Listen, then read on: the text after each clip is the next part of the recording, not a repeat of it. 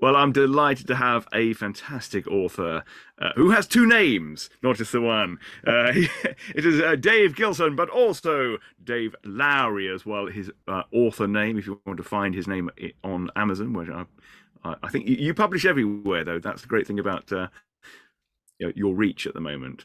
But hey, welcome. Nice to see you. Thank you very much. Nice to be here, Ollie. Nice to see you again. I think we did this a couple of years ago for the first one, didn't we? But that was live, so a little bit I more think it scary. was, yes. Yes. So the first Yeah, international well, game. anything can happen still. Absolutely, yeah. It was it the first one? It Yes, may it well have was, been, yeah. you're quite Yeah. It right. was But like 2 o'clock in since the then, afternoon. you have been, yeah, and I think you were working from your office, your outside office at the time. My So, pub shed, really. uh, yeah, well, I was impressed by that. But you got a very nice little bit behind you. I always like to have a look at what is behind people. So you got a series of books there. Are those your books? They are. They're not normally there, but they are subtly placed there just for, so people can Perfect. actually see, yeah, Excellent. Yeah. they're a lot. I don't have all of them because what tends to happen is I don't tend to keep much stock. And people buy one off me, and then I just have to take it out my personal stock. But yeah, they're all mine. So So you've got quite a series now. You've got Vine the Vampire, which isn't a game book, but it's a children's sort of vampire book, yeah, which is there is fantastic. You have both it's of them. Both of them have small game books at the back, but they're additional things. It's mainly a story. Then at the back there's a small, like 50 or 75 section game book. Very simple, choose your own adventure style. Just for a bit of do you fun, think you really. might develop that? Have you had Well, any feeling about creating a full game well, book? my plan is what I've done is every time I'm writing the third book now, is I'm going to try and make the game book part of it a bit more advanced. So hopefully, if kids read it and they read the game book, first of all, it's a choose your own adventures. You don't need to read. You just need to choose where you're going. The second one, I added items to collect in, and then third one, I think about adding stats and perhaps dice, so make them slightly more complicated. Because the idea being is if young people, kids start reading it, they might start reading at 8. So choose your own adventure will be good, and then as they get older and read the books, then they'll develop game books as well. That's the theory, That's anyway. right. Yeah, a captured audience. Well, Well, it hopefully, yeah. worked for probably us both and many of the people watching this. I think a lot of people got into game books around that age group. So I think the sooner as people can get into the better. And you have Shadow Thief, Yeah, Psycho Killer, and Hellscape as well. yes, And yes. is there another series? Haunted, is it? There is. I'm written a game book for Troy Shermer's Savage Realms. Sorry if I said your surname wrong, Troy. Where Shadows Fail, and that's going to be published. It's been a Kickstarter, and it's been published next year. So that's separate, but sort of linked to my book as well. My books as well. Most of them have some tenuous link between them. You might not be obvious to everyone, but I know there's tenuous links between them all. That's brilliant. So obviously there were the link. Part of the reason we're doing it in October because you've got quite a horror theme running through many of your books. And is horror something that you've always been drawn to over the fantasy, or are they kind of gone hand in hand? Hand in hand, really. I think I've always been more a fantasy reader, but I've liked horror films and horror books, but more fantasy side. But I just thought it was. I think it's because all the traditionally fighting fantasy you tend to come to like a gruesome end occasionally. So I quite enjoyed that, and so I thought I'd expand on that. So quite a lot of even in the Shadow Thief books, which are not they're more fantasy than horror. Some of the deaths are quite grisly, so which is quite fun to write. And whereas I think I just fell into the horror side of it really after that because when after I'd written the first Shadow Thief book, which I didn't know what to do with, to be honest with you, I had an idea, and it was just purely from the song title "Straight to Hell" from either Clash about someone going to hell and being stuck in hell, then having trying to escape from it. So that's where it came from. And obviously, being in hell is not a nice place, So you're going to have to go through fairly nasty things. So therefore, the horror element came out of it, I suppose. And again, Psycho Killer, that came literally again from another song title, Talking Heads. And that was the idea was, what if it's like Die Hard at Halloween? What if you're trapped in a building and there's a serial killer trying to kill you and you're trying to escape the building? But slowly people are getting knocked off, so you have to try and survive. And again, there's quite a lot of gruesome death in there. And there's quite a lot of like non-player characters who come to grisly ends, and you can as well, obviously. But because you've got Yeah, to have you've got to in all horror films you always got to have a hero, haven't you, who's probably going to survive, but then you've got to have the people who are unfortunately going to get killed by the killer as you go through. Definitely. Are there any particular sort of horror series that you kind of envisage while you're writing? Do you have a kind of do you watch it in the background, or do you have music playing? What is your writing Um, process when you're writing horror? Sometimes I do. I mean, quite often, I must admit, I play soundtracks quite a bit. Quite often, it'll just be like from Spotify, it'd be the best soundtracks or something. Lord of the Rings works quite well actually because it's great. I quite like writing to Lord of the Rings because there is some dark stuff in there, so but it's also quite heroic as well at times, and so it's quite good for the fantasy side. Sometimes, yeah, things like the Omen music is obviously very good. Um, Blue Bells, Exorcist, things like that. So yeah, it's nice to have music on, but quite often I have the radio on as well, so you just see what you get really.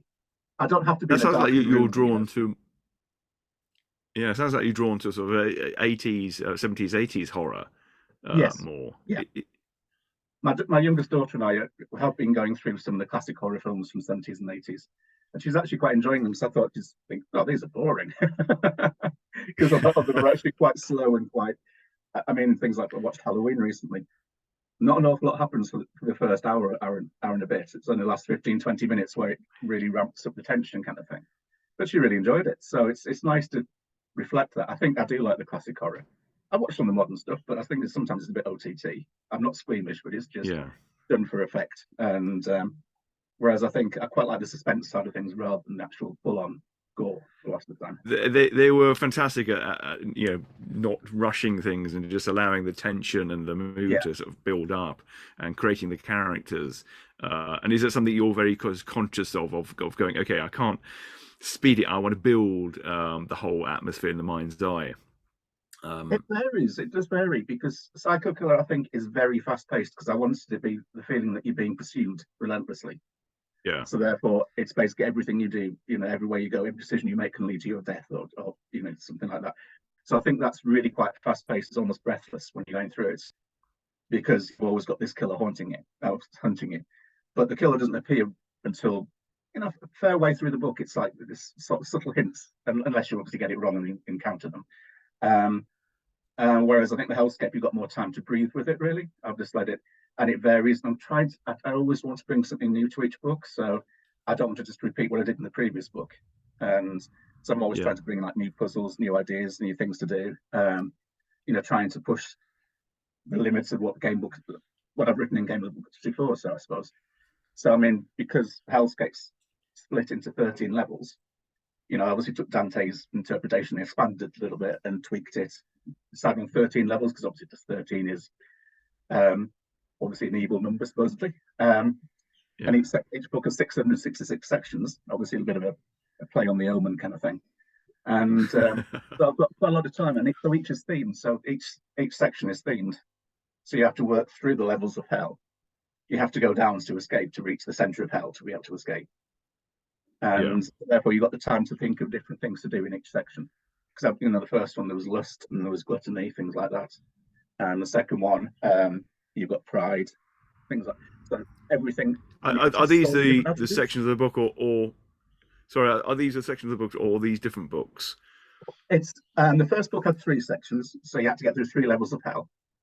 That's straight to Right. hell. So you started off in limbo, and then you move through the next two. I don't want to give too many away. And then in the second Yeah. book, you've got another three levels to go through.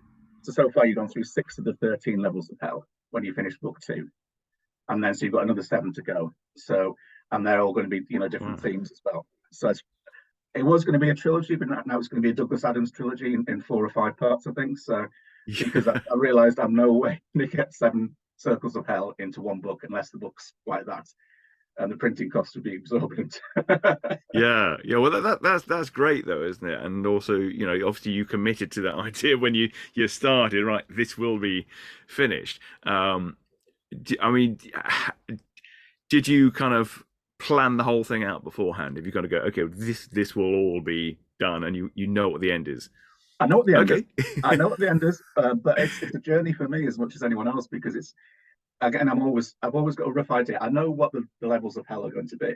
Um, they might get Yeah. tweaked if one doesn't work out, but I tend to stick with things once I've set my mind to it. And but I don't know how I'm going to get there, and so it's a case of finding That's, this. But that's why I quite enjoy it because it's just finding different things to do and different challenges and different ways of. yeah. I mean, I think in this one, this is the latest one, Devil's Right Hand, Yeah. and there's you have to go to a concert given by a band, and you have to then various different songs play, and certain things happen depending on which song plays, and you have to try and survive the concert. Oh, brilliant. So it's just little things, you know. It's trying to do something That's different each time. great. So, do you feel like you're almost playing it as you're writing it? Did you? There's an inspiration Yeah, like, oh, it just kind of, yeah, yeah. I mean, to some degree. I mean, sometimes I plan a little bit. I mean, Psycho Killer, I probably planned more because it was the nature of the beast, was the fact that you had an office block effectively. It was actually a student. Yeah, it was a university block. I used to be at University at Sheffield years and years ago, and they had the Arts Tower. So it's based on the Arts Tower there. I don't know if it's still there, which was a very tall, ugly, grey 1960s tower block, and it had a paternoster. One of the few places that had a paternoster, one of the lifts that moves constantly around, which is a oh yes, paternoster, yes, isn't yeah. it? And I think so, yeah, so I based it on the arts building, the look of it. And so I had to decide, obviously, which levels things were on. So that was more planned because you're moving up and down levels. So I always had to know where you were in the mm. building. And the hardest thing with that was the non-player characters because they kept disobeying me. They kept doing things I didn't want them to do. You know, they kept like dying and then recovering or something. So that it was quite hard when you introduce these non-player characters, keeping track of where they all are. So that was a bit of a headache. So that was fun. So that was more planned. I think the Hellscape books are more organic. The Varney books, I tend to know the rough. The third one, I know the rough storyline, and I tend to plan a few chapters in advance and then write those Yeah, chapters because I always want to have like a beginning and an end to the chapter and move on to a certain point. And whereas the Shadow Thief books, I'm just writing seventh one, sixth technically, and that's going to be about surviving a siege. Well, being surviving a siege. So it's always something different. The oh, previous one was a murder inquiry, so it was a murder, and previous one to that was you were trying to survive being attacked by assassins, which is quite good fun. So I'm always trying to give them yeah, themes because I mean the current trilogy I'm doing for Shadow books. Um, there's a Parliament of Rooks, and Kindness of Ravens, and Murder of Crows is the latest one. So obviously, I like corvids, yeah, the that's a good birds. name. That's fantastic. So they're And all you things obviously you illustrate all your books as well. I do. And Yes, what's your process? Do you kind of do it as you go along? Kind of go, oh, I'll illustrate a part and then I'll write that section, or do you write that section then go, I'm now going to illustrate that? what I previously did, I probably previously did a lot of illustration afterwards. I'd write first and then draw, but obviously that means you'd be taking an awful lot of time to actually draw later on. What I do now quite often is I'll spend an hour or two drawing in the evenings, perhaps when everyone's gone to bed or something. And after, if I've done any writing, and that might give me some ideas about what to draw. But then sometimes it works the other way. You draw something and you think, oh, that's an idea I can incorporate it into the book. So it works both ways. I think doing Yeah, them in tandem is good because it means if you're struggling to write, then you can draw.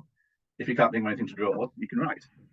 But if all else fails, you can do yeah, boring things like proofreading or formatting, which is obviously the bane of every self-published author's world, isn't it? Really? yeah, yeah. I find it very yeah.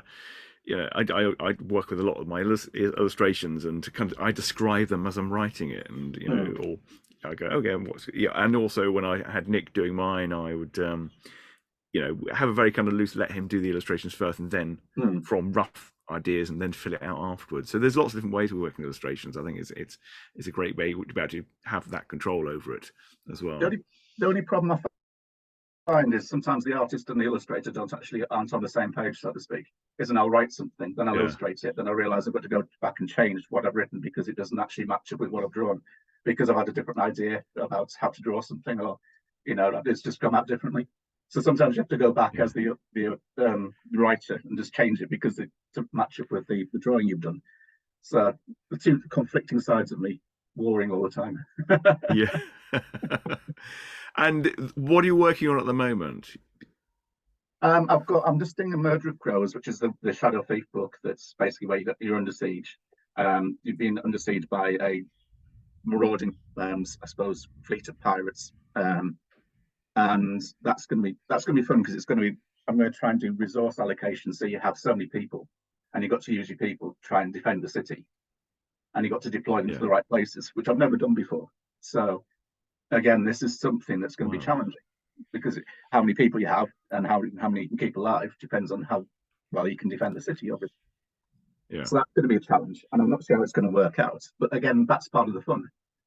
I've just written the first part, which took me some thinking through, and then I had a bit of a nightmare in the fact that I did a lot of work on it, a lot of actual, I suppose, gameplay, the mechanics, and then I realised it hadn't saved, and I didn't have a backup copy anywhere because I Oh, had to delete loads of things from my computer, from my OneDrive, because my memory, and I thought I'd backed everything up, but that's one thing I didn't, and I couldn't find a copy of it, so I had to oh, recreate it, and I think I might have done it better, but I don't know yet.